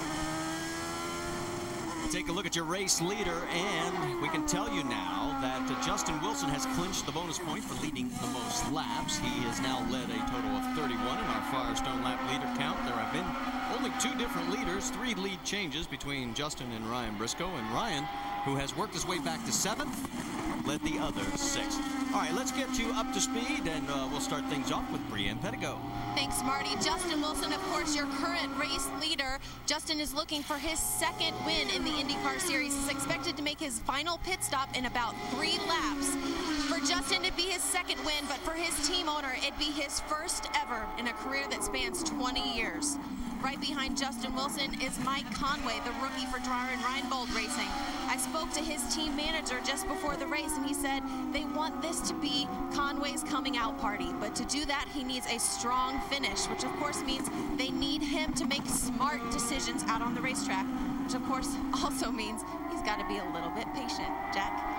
Brianne, 3rd place, Hideki Muto, his last pit stop came on with 23 laps. He's put 23 laps on the board. They need to get to lap 40 or so. They've been conserving fuel. The other big issue that they're going to have to do during their next pit stop, they hope it's their last, is run with the Firestone primary black tires. They've run this whole race with reds. Vince? Dan Weldon in the number 4 machine, and Weldon, of course, came in well on those Stena Reds quite a while ago. In fact, he's due to pit in 4 laps, lap 42. He loves this race course, this in Sonoma, his 2 favorites, loves the way it flows. Says kind of reminds him of the tracks that he grew up on, but still looking for a good finish here at Watkins Glen, which he's never really had. Elio Castroneves, who's running 5th. Elio's engineer, Ron Rzuski, is from Elma, New York, so Elio hoping to have a good showing for Rzuski and also himself, because it's certainly been a tough course for him. He has not won here. He's been on the pole 3 times in 3 of the 4 races he has led, but he's yet to score a good finish. He started 13th today, fell back to 15th, but he's up to 5th currently. Jack? Danica Patrick had hoped to use consistency and fuel conservation to become a contender in this race, but the cautions that we've experienced over the last middle section of this event have stymied her efforts there. She started, and she's running in the 6th position, started in 7th, but she's having a good run so far. Vince? And behind Danica is our pole sitter, Ryan Briscoe. Now, Briscoe got off to a good start today before he was passed by Justin Wilson, but then it seemed as though things went south for Ryan Briscoe. He needed to pit for fuel just as a yellow was coming out. That's been the bad break for Ryan Briscoe that's dropped him a little further back in the pack. Scott Dixon needing some front-end grip, but Dixon is on the hunt, trying to make his way through. He has won 3 of the 4 times here, 05, 06, and 07. Never been great in qualifying, but he's always got a good race car. It's pretty solid today, although he's not completely happy with the front end. Jack? Rafa Matos in the Luxo Dragon car with the marine emblems on the side is hoping that he can use this final pit stop to gain him some position. They are set up and ready to take him. He pulls down on the pit road, and Jay Penske and his operation will begin to service the red, white, and blue machine. Hideki Muto streaks by as we're going to begin, guys, to have pit stops in earnest. We're in the window. They go to work on Matos. Red tires going on from the Firestone brand, guys. And at 40 laps down, 20 to go. That's exactly the mark that everybody was saying they needed to hit. And as we come back out and look at the battle down the backstretch, and Weldon holds off Castroneves. So Weldon put him into 3rd, Castroneves 4th, Danica now in 5th. Remember, Hideki Muto was running in 3rd, peeled off for his last pit stop. I can also tell you Ed Carpenter came back in, made his his final pit stop. He is 1 lap down. We have a total of 15 cars on the lead lap, and that man right there, Justin Wilson, has driven one heck of a race for a team that, you know, don't get me wrong, they're a good bunch of guys, good quality team, but they don't have the resources that the Big Two have. And put this guy behind the wheel on a road course, and he has shown you the talent that he has. And Marty, I think the same can be said for the 24 car of Mike Conway with Ryan Reinbold Racing, as we mentioned before, a team that continues to grow, and both those drivers are in now and just on lap 40. Brienne, you're going to be a little busy here. Justin Wilson pulling into his pit box right now. They asked him to keep the revs up high as they're fueling. They're going back to stickered red tires for the final few laps of this race. Oh, and it looks like a bit of a delay, but Justin Wilson is out. And Mike Conway right behind him. Also Dan Weldon, Vince. Dan Weldon with 19 laps to go in this race. They've taken off the reds and they put on the sticker blacks and filled it full of fuel. That was Danica Patrick in as well for her final stop. So it looks like the strategy has paid off as far as what we were told they could go in the fuel window. They're inside it. This could be a dash for the cash. And here's where you make your money for Weldon and for Danica going out on cold tires, getting up to speed as quickly as possible. Can Danica maybe take advantage and get past Weldon? Or can Weldon make a bit of a run on it and get some gap in between he and the car behind? Well, and here's the other interesting fact. How much longer can Helio Castroneves, Ryan Briscoe, and Scott Dixon continue to run? Because they are 1, 2, and 3 right now, and that means less time in the pits for fuel, because they won't need to take on quite as much. Keeping an eye out to see when they will come in. Also, Tony Kanaan needs to make his final stop, as does Viso Dornbos. And generally, it's the in-lap and the out-lap. I just mentioned about the out-lap, getting up to speed, but it's also the in-lap when you know you have to come into the pit lane. If you can make up some time, that certainly helps you in your track position when you come out of the pit lane. Castroneves has peeled off, so now Ryan Briscoe is back in control of the race lead. And Castroneves heads towards your direction, Vince. Helio Castroneves will put on the red tires, the scuffs. Remember, he has the blacks on. It cost him at least one position earlier when Weldon, who was behind him in the reds, got by him. Here's the scuffed reds for Helio, filling it full of fuel. They've been working on fuel mileage today. This should be their last stop.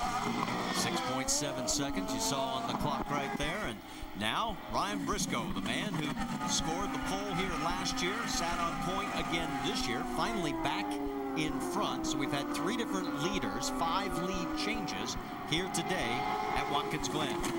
But back in front, but very shortly has to come into the pit lane for what should be his last stop. He has got the pedal to the metal right now, trying to make a little bit of time on this in-lap, and he hopes to have a faster stop than maybe both Mike Conway and Justin Wilson teams does, as Penske is one of the best teams in the business on pit stops. Well, the top 3, Briscoe, Dixon, and Kanaan, last stopped on lap number 20. We are working lap number 43, so they are definitely getting the best fuel mileage of everybody out there. A little less time in the pits, as you mentioned, gonna need a little bit less fuel. See if he comes in this time or if he can make it one more time around, but the longer he stays out, the better he's off. At his turn 11, does he peel off and head into pit lane? There's Tony Kanaan, and it is Briscoe coming down pit lane as well as Kanaan. So Dixon stays out. Jack, you're up first. They are 1 lap better than the other leaders.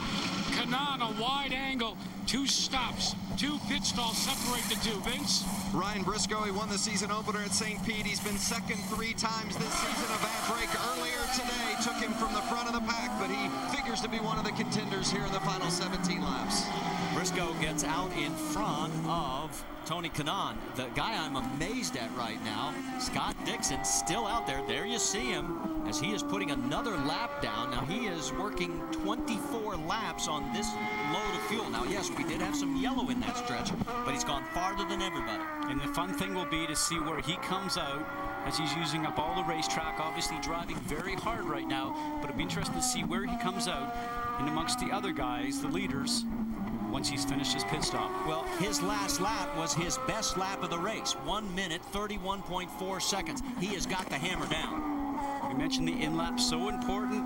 The work in the pits by the crew, so important, and the outlap, so important. He does those very well, and he also makes mileage by driving the car very smoothly. We can tell you that E.J. Vizo, who last pitted on lap 24, 4 laps later than Scott Dixon, is running in second. And here comes Scott Dixon. So he goes the farthest on a load of fuel than anybody else in the field. And a long roll down to the far end of pit lane, but he's coming your way, Vince. This is where the pit crew has to be perfect. Ricky Davis will change the outside front. He leads the crew. He's on his knees there. Dixon's got to hit his marks. He's won here 3 times, and he's won 3 times this season. Sticker Reds, the best tires that give you the most speed and the most grip, are the tires that go on the 9 car for Scott Dixon to the finish. 7.7 seconds. We can tell you that E.J. Vizo also stopped. Graham Rahal also made a pit stop. So right now, as we cycle on through, the race lead is shown in the hands of Mr. Andretti. And I think that possibly Dixon got out in front of the 2 Penske cars. We'll have to see when they go through here. If he did a great stop. Yes, he did. And Briscoe's going to take advantage of him coming out on cold tires, but what a great couple of laps by Scott Dixon and a great pit stop. Oh, and look at this. Coming right back on. Closes the door. No thanks. Not going to see you do that to me there, pal. That's Mike Conway right behind Elio Castroneves. So a great battle here. Now, Andretti still has to make a stop. Remember, Marco at one point was down a full lap. Managed to stay out. Got a key yellow that got him back on the lead lap. He last pitted on lap number 24. So right now, it is Scott Dixon, the guy we need to watch, because he got out in front of Rahal, Vizo, Wilson, Briscoe. Now we're talking about in-laps, pit work, and out-laps. Remember, it was Justin Wilson first, Mike Conway second, as we watch Marco Andretti on the right-hand side of the screen coming in for some pit work. But after that set of pit stops, we now find that Mike Conway is actually behind the Penske car, so they did some better work on the in-laps, pit work, and exit. Let's check in with Jackaroo. They've gone to work on Marco Andretti's car. More Firestone Reds go on, packing the car full of fuel. Now remember, fellas, there was an advantage for Marco Andretti going a little longer, or maybe a disadvantage. They had to fill the entire fuel, and they had burned more than everybody else, right, guys? That's absolutely, Jack. And let's reset this for you, because now, after these rounds of pit stops, it is Justin Wilson back on point, but Ryan Briscoe is shown in second. Scott Dixon is third. Elio Castroneves is fourth. Mike Conway is fifth. And that lead by Wilson is 14 seconds. Boy, did that pay big dividends. Stay with us. We're heading towards the finish line after this message from our ABC stations.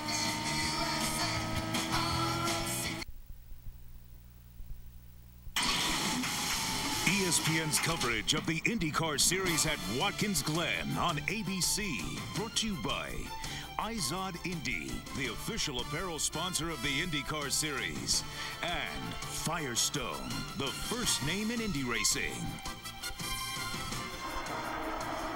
Yes, they make some fine wine up here in New York. Let's talk a little baseball, because ESPN delivers action tonight and tomorrow night.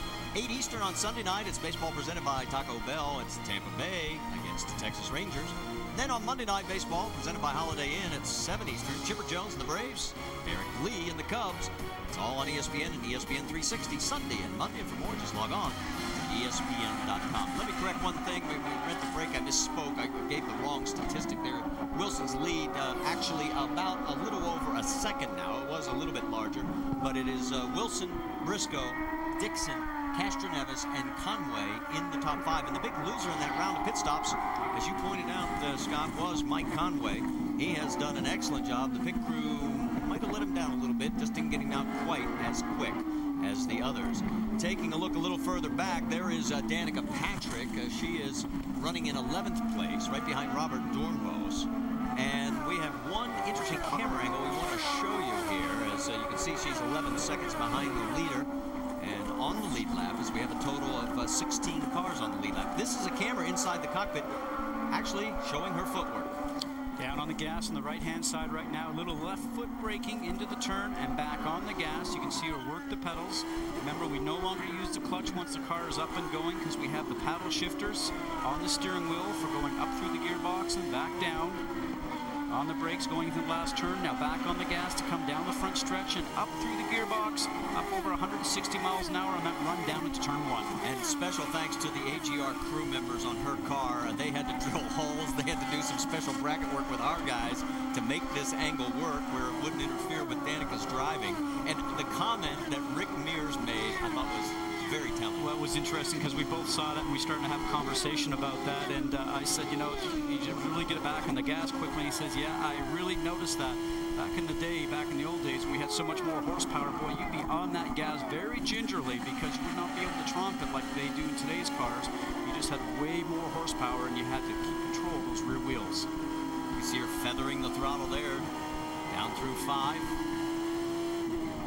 All this goes on, let's go back to the race lead because it is Justin Wilson in front of Ryan Briscoe, Scott Dixon, Elio Castroneves, and Mike Conway with Marco Andretti in 6th. Vince, let's get more on the race lead.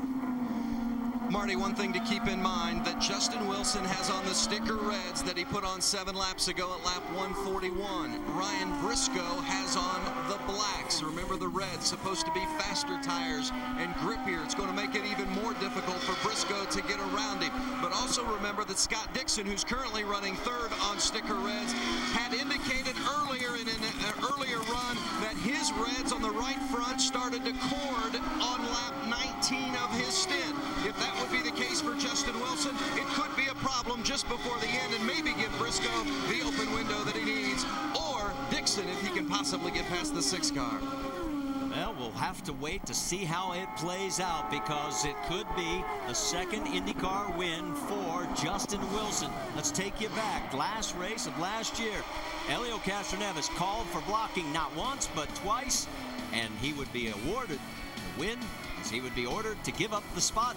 Justin, driving for Newman Haas Lanigan Racing, took the win at Belle Isle. Does he get his 2nd and 1st ever for Dale Coyne? Stay with us to find out. Back here at Watkins Glen International, it is David versus Goliath. You're looking at David. That is your race leader, Justin Wilson, driving for Dale Coyne Racing, a team that has never won an IndyCar Series event. There is Dale, holding his breath. Right behind him is Goliath in the form of Team Penske and Ganassi Racing, with Ryan Briscoe, the pole sitter, then Scott Dixon and Elio Castroneves. All 3 of them won a piece of that number 18. And I've been watching the speeds here. Justin Wilson with those reds on. Ryan Briscoe's been going just a little bit quicker the last couple of laps. We'll keep an eye on it, but it does fluctuate back and forth. And I think what's happening is Justin Wilson is just watching the split. And then when he has to, he puts his foot on the gas and pulls out a bit more of a gap. And you mentioned about Dale Coyne, Marty. When I got involved in IndyCar racing in 1990 in the kart series, Dale Coyne was there racing as his team owner himself. It was a owner-driver scenario. He's been around the sport for a long time, and as you mentioned, has never won. Not as a driver, nor as a team owner. Could today be the day? We have 9 laps to go here at Watkins Glen. Now remember, the first 8 races of this season, in fact, 10 in a row dating back to the last 2, I mean, it have all been won by either Ganassi Racing or Team Penske, the 3 cars that are tracking down and trying to catch Justin Wilson. And there was Mike Conway, who's holding station in 5th. He's fallen off this front group of 4 just a little bit. And his speeds are just about a couple of tenths slower than the leader, Justin Wilson. Remember, they had a great battle there at the very beginning, but he got shuffled out after those pit stops and does not able to be seen to be able to catch up to these guys. Got a local yellow, we're being told, at turn 7, and now we're going full course as, Hideki Muto has balled the car up between 7 and 8, the same place where Paul Tracy had his problem, and Muto was running in 14th at the time of the crash. And that's a very difficult turn. You carry a lot of speed coming down the hill from 6, and as you enter into it, it is uphill, so you try to carry the speed up through that turn and exit very quickly because you have to make that rise on that drive up to 8. And if you get anything wrong about that turn whatsoever, then you are dealing with a car that's under compression and it just jumps out from underneath you. Well, this will be our 4th caution. The fewest we ever had here at the Glen in our 4 previous races was 3 back in 07. The most, which I hope we don't catch up to, was 7 back in 2006. We're going to take our final break before we head for the checkered flag with 8 laps to go. Can Justin Wilson hold off the ensuing Team Penske Ganassi rush?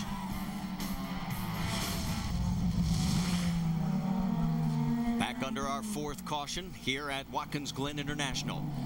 And it is the Dale Coyne.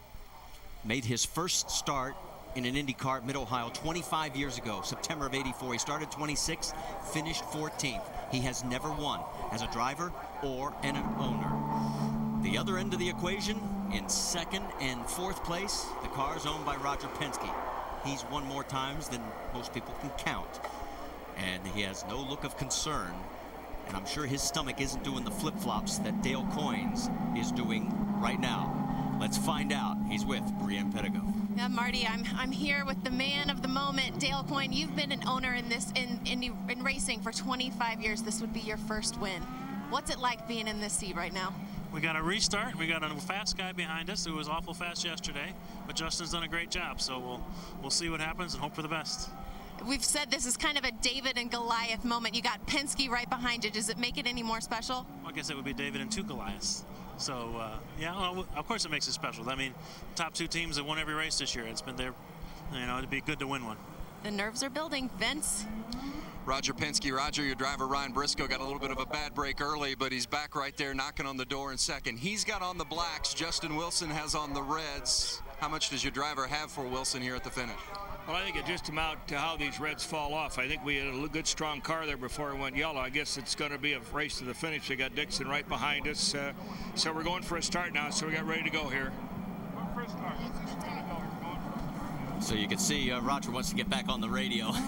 he wants to talk strategy as they make their way around this 3.37-mile circuit one more time. That's what's left of Hideki Muto's car. That's the reason for our 4th caution.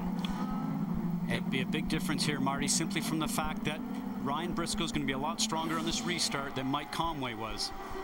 And as they get ready to come through 9, 10, here we go into 11, and boy, Justin's leaving nothing to chance. He's on the hammer. Green flag is out, and we are back to racing with 6 laps to go at the Glen. I'm amazed. I thought Briscoe would know what the tricks were in the bag, but he was really off the gas there. Should have been better than that. Everybody pretty much holding station, and Justin has really sprinted out to an early lead here over Ryan Briscoe. And you got to remember, this could be a special moment for Briscoe as well. He finished 3rd here back in 2006. He was driving for Dreyer and Reinbold at that time. It was his first race back after his horrific crash at Chicago in 05.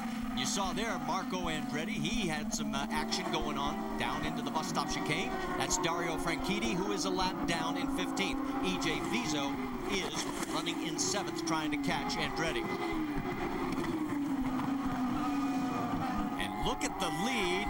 And who says the red tires have added a lot to this race? Well, they've added a lot, and they'll definitely be better as we see Ryan Briscoe have some difficulty with his car right now getting through turn 7 there.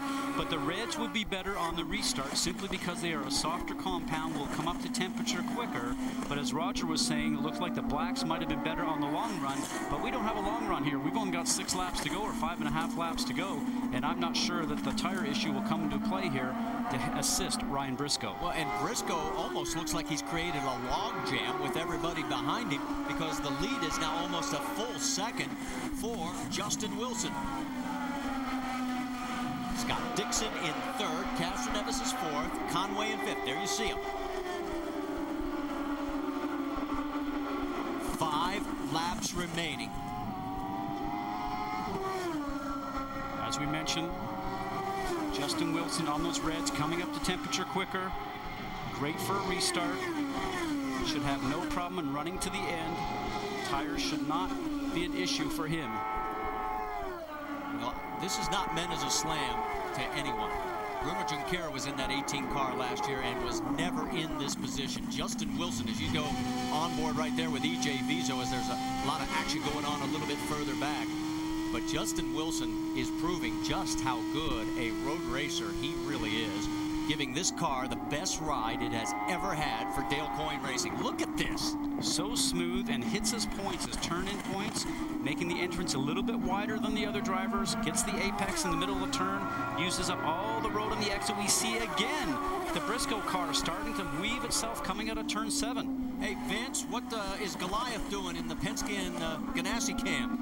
You know, it's amazing. The Penskes and the Ganassis have dominated this season. They have won 8 times between them. But right now, it's the 3 cars of Penske and Ganassi, the 6 of Ryan Briscoe, the 9 of Scott Dixon in the middle, and then the 3 of Helio Castroneves behind Dixon, 2, 3, and 4, and they are chasing the little guy.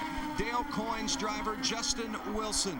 Wilson has won once before, also on a street course. Still getting used to the ovals, but I don't think anybody doubts the effect he has on these race cars once you're turning right and left. He's taking this car possibly to victory lane for the first time ever for Dale Coyne as a racer, as a driver, or as a team owner. And how sweet it will be for Justin Wilson if he can finish the job here to beat the big guys behind him. He has opened up a 3.7-second lead. Dixon can't get around Ryan Briscoe. And it has become a one-man show up front, and just a question mark of whether or not Justin Wilson can keep anything from going wrong on that 18 car. It was over a second faster that last lap through. When I asked Justin the other day if his wife Julia and his daughter Jane is here, he said they are. They were off in England spending about 5 weeks earlier this year. They're back here now, so what sweetness that will be as we see Briscoe again with the back end slipping out. Boy, that car has been very twitchy ever since the restart for Ryan Briscoe. Meanwhile, let's give you some more perspective on what this would mean for Dale Coyne. His best finish as a driver was 12th 3 different times in his career. His best finish as an owner, 2nd with Bruno Junqueira back in Belgium in 2007. That's the closest he's ever come. And right now, he is about 3 laps away from his first win ever in an Indy car. And you talk about this team growing. Justin said that when they came here to test a few weeks ago, they were almost 2 seconds off the pace of where they needed to be. And by the time they finished working on the car with all the adjustments, he said they ended up being about 1/10 of a second away from where the speed was last year. And it's just turned into having a great race car underneath him here today. He did get one benefit on that first caution. He had already made his pit stop, but make no mistake about it, this is nothing that he is backing into. He is driving away from everybody. What a performance by Justin Wilson. It is now 4.1 seconds. See ya. This is easy, but it's also tough, Marty, because your car's working so well, but you're getting so excited inside the cockpit. But you have to make sure, especially on this tricky track here at Watkins Glen, that you make absolutely no mistakes. You think when we go to Toronto next week, everybody will want to be on those reds for the late race dash? Because that's what Justin Wilson's on. And you got to remember, Briscoe is on the primary black. Well, and it's also brought, as you mentioned, a great race here. All these cars close together. I think it's improved the racing. As you watch Ryan Briscoe now go through, I mean, we've got that whole group with Briscoe, Dixon, Castroneves, Conway, and Marco Andretti, who was a lap down, has now done a great job. That is Justin Wilson's brother, Stefan. And he has got a big smile on his face. You want to know how much of a difference the red has made? We have had 5 different leaders, 8 lead changes. That ties the lead for lead changes at an event here at Watkins Glen back in 2006. You see Dale Coyne back on the right-hand side of your screen. You mentioned Stefan, his brother. He was actually starting to get involved in motor racing here in the States also because he was involved in the Indy Lights Series race yesterday. The lead is now 4.5 seconds. There is literally nothing, it appears, that Ryan Briscoe, Scott Dixon, or Helio Castroneves, or anyone else in this field can do. Look at the gap down the back straight. Now, with everything that's gone on here today, this, if it finishes as it is right now, this will put Dixon back in the points lead, so he has to be cautious when he's going to try and go around Briscoe. He's going to try and make a move. He's not going for a race win. He's going to try to get himself into second, but he's also running for a points championship, and he's well aware, very smart driver, where he needs to be right now. He will not put his car at risk. For Justin Wilson, he's not worried about a championship. He knows he cannot win that. He is worried about one thing, and one thing only, and that is winning this race. And here he comes into turn number 9. Look at the gap. It's still at 4.5 seconds. And he takes it a little easier there. He knows he's got room now. He doesn't have to flog it as he comes through turn 10. Doesn't run it all the way out there either. Into turn 11. And he's going to be staring at a white flag. 1 lap to go. 3.37 miles here at famous Watkins Glen.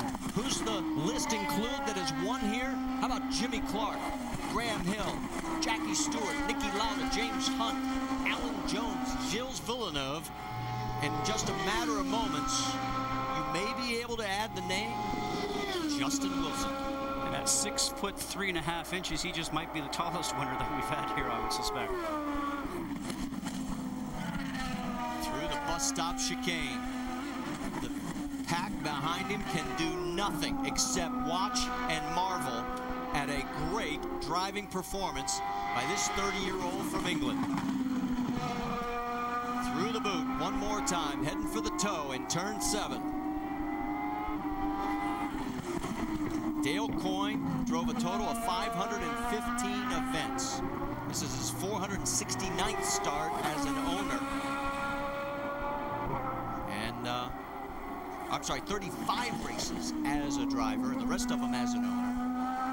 515 total as here comes Justin Wilson. There's the gap at 4.7 seconds. A couple of more turns. Justin Wilson will be looking at a checkered flag. Through turn 11, it's a second win in the series. First for Dale Coyne, and let's just listen. Great, you dominated all day, Justin. Great run.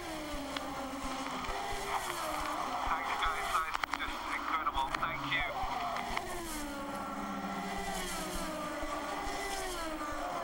A dream long awaited, a dream fulfilled, a win for David against Goliath, and they did it going away. Brienne? Caught up with Dale Coyne after the celebration. Dale, you've been an owner for 25 years. This is your first trip to Victory Lane. How does it feel? It took too long. Your team's the first to unseat a Penske or Ganassi since the last time Justin Wilson won in Detroit last year. What does that say about your team? Well, we've been trying hard. We put a good group of people together this year. We knew Justin was a strong road racer, and we almost showed it at St. Pete, and we showed it here big time. What a story this is, guys. Look out, Toronto. Absolutely. As Justin Wilson picks up his 6th career win in American open wheel racing, as he'll be headed for the Izod Victory Lane as his next stop, and we'll get a chance to talk to him and find out what he is feeling after a great win at historic Watkins Glen International.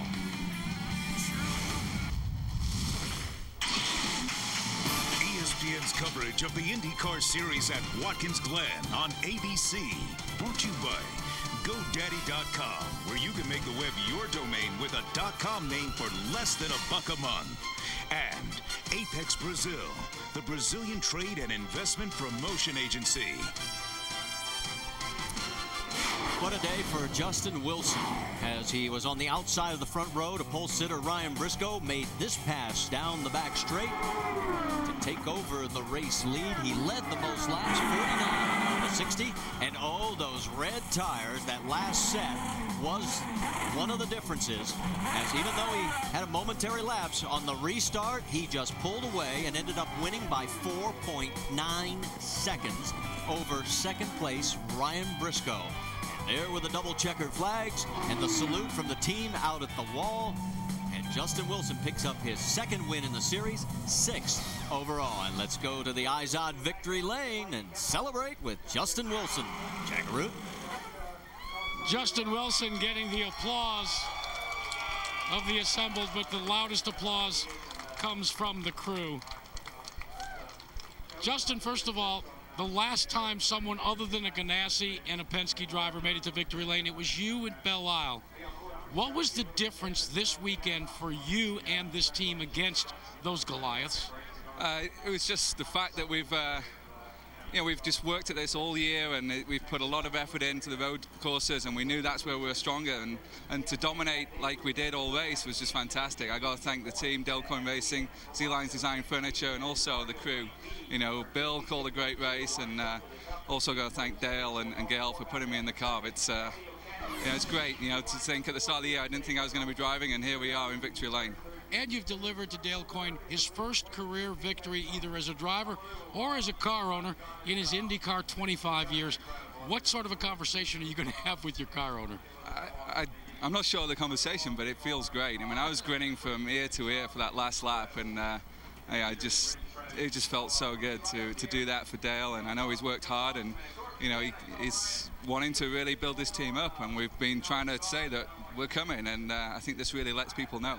Marty, I could hear the horn all the way into victory lane. It was a large honk. They are coming. Well, you tell that pit crew they did their job today, Jack. Only one car in the top 5 spent less time by only 4 seconds than their crew today, and he did a heck of a drive to get them this victory at Watkins Glen. Take a look at the points, because we do have a shakeup now, as it is Scott Dixon in front of Dario Franchitti and Ryan Briscoe. They're behind by 19, so that single-digit margin has gone away after 6 straight races of being oh so close. Elio is 4th, Danica is 5th, a total of 75 markers behind. And there you see Justin, he has moved up 5 spots into the 10th position. Let's check in with Brienne Pettigo.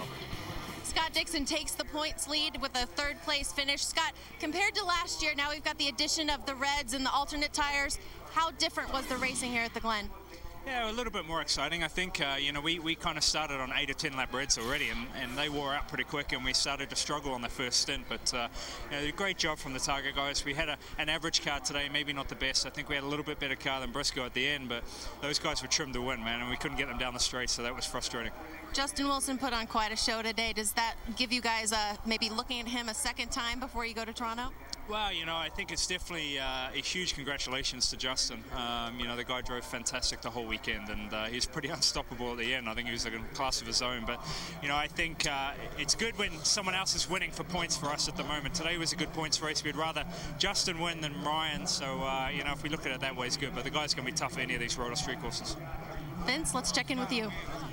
With Ryan Briscoe second today, and second for the 4th time this season. I thought maybe you were going to get Justin prior to that last yellow. It looked like your car might have been a little better.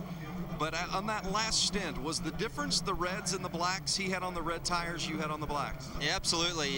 You know, we opted for the black tires at the end there, and Justin, we knew from qualifying, had the advantage of having another new set of reds. But it looked like as the tires got old, maybe I had the advantage because I was catching him, and I was trying to line him up a few laps there to pass him for the lead. But as soon as we had the yellow and the tires got cold, we saw the big difference of the compounds, and him on the softer tire just drove away from me, and I had my hands full defending Scott, who was also on the softer tire. But it was a great day. It was very hard fought, and you know, also a huge congrats to Coyne, you know, for his first IndyCar win, and also to Justin. Yeah, if not for an ill-timed yellow, Ryan Briscoe might have been the winner today. Early in the race, that yellow came out. Kind of wrenched up the strategy a little bit for the 6th car, but a strong comeback to finish second, Marty. Absolutely. You're right on target there, Vince. As the celebration continues, let's take a moment to talk about one of the most prestigious championships in the game that's coming up. Defending champ Padraig Harrington, Tiger Woods, and the world's best return to the birthplace of golf. It's the Open Championship on ABC, and you'll see it Saturday, July 18th at 9 a.m. Eastern. Final round coverage will be Sunday, July 19th at 8 a.m. Eastern. For more, just log on to ESPN.com. And let's check in again at pit lane. I think Brienne has caught up with Elio Castroneves. That's right, Marty. Elio Castroneves, our 4th place finisher. Elio, you started towards the back of the pack, moved all the way up to the 4th place position. How challenging was that move? Let me tell you, first of all, I have to thank Team Penske and obviously my boys. They did an incredible job in the strategy.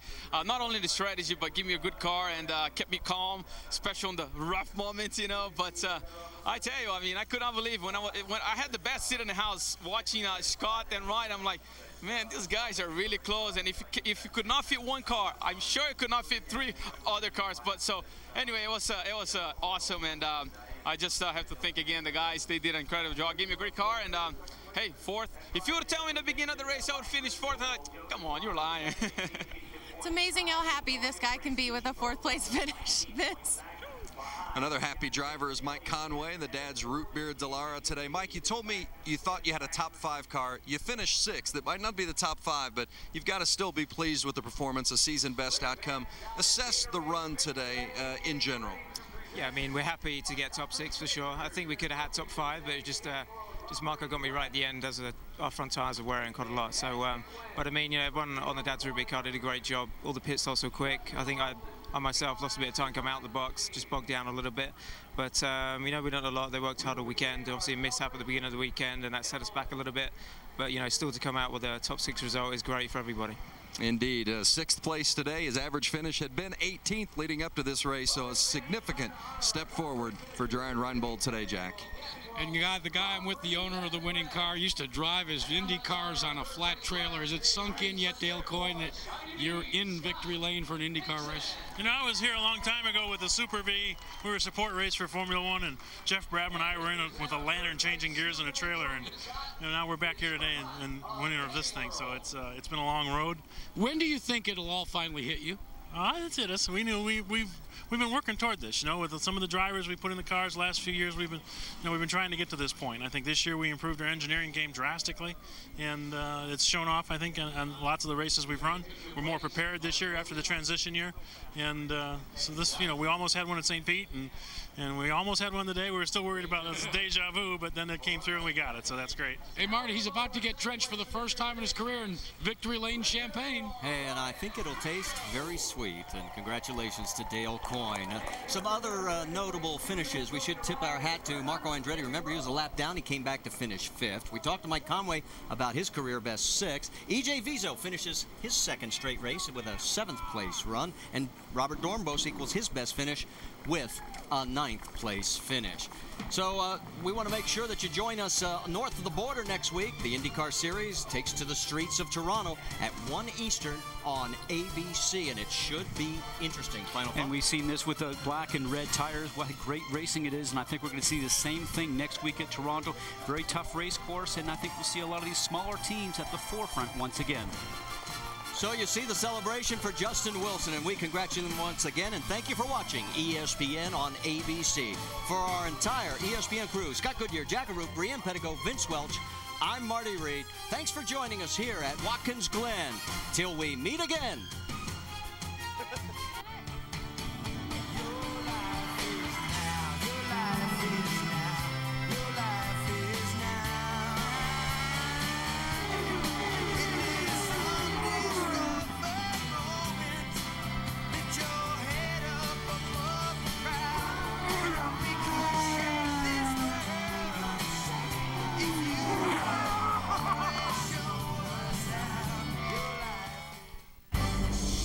This has been a special presentation of ESPN on ABC.